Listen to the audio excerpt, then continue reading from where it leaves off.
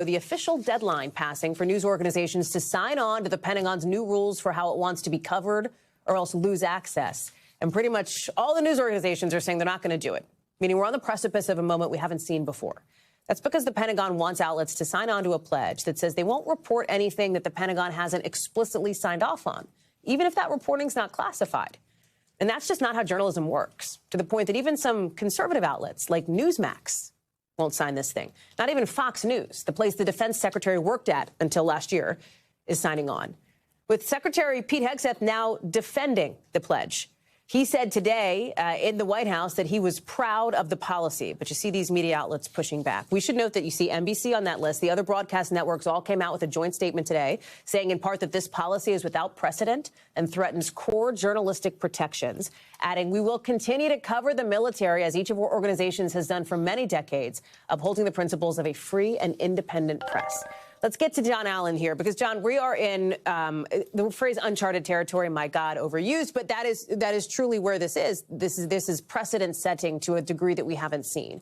Explain why this matters sort of broadly here, because you heard Secretary Hegseth say today, this is just like what they do at the White House. We don't want people roaming the halls. Can't roam the halls of the White House either, but it is certainly not the same as what White House, for example, press organizations, media outlets sign on to. Yeah, this is very different than anything we've seen before. The press has been at the Pentagon since at least the Eisenhower administration. TV cameras, TV stations have been able to broadcast there, at least partially, since the 1970s. What the Defense Department is saying is that they don't want anything reported that they haven't signed off on. And not only that, but the reporters can't ask questions about unclassified information if the defense secretary and his lieutenants have not signed off on it. If we saw this in another country, you'd be bordering on, a state-run defense news service, effectively. And so it doesn't surprise me that all these news organizations have said, we don't need to have credentials to cover the military. And by the way, the military benefits from having the press in there, from having the credentials in the Pentagon, from having reporters embedded with the troops. It benefits in a lot of ways, including being able to shape the narrative of the stories that it wants to, and also for the men and women in uniform having their stories told to Americans. The only so far as we know, one of the outlets that has said they would go along with this is on the conservative end of the spectrum, and that is OAN. But other than that, very broadly, you're seeing this kind of united front. And it was interesting to also hear the president be asked about this today, sitting, 3 people down from his defense secretary, essentially, and giving backup to Secretary Hegseth on this, too.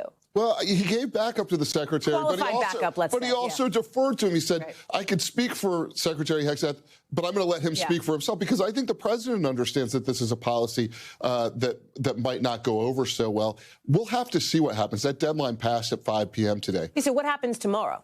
So in theory, all of these reporters who didn't sign would give their credentials back to the Pentagon and not be able to sit in the Pentagon and do work. And then they would go ahead and continue to cover the military from outside the Pentagon, which in my experience as a reporter, when you get kicked out of a building, it actually makes it a little bit easier to report on that building without being kind of co-opted by the narratives from inside. So we'll see how that goes. But in theory, they give back their credentials and they're no longer allowed inside the building. We will see if that happens.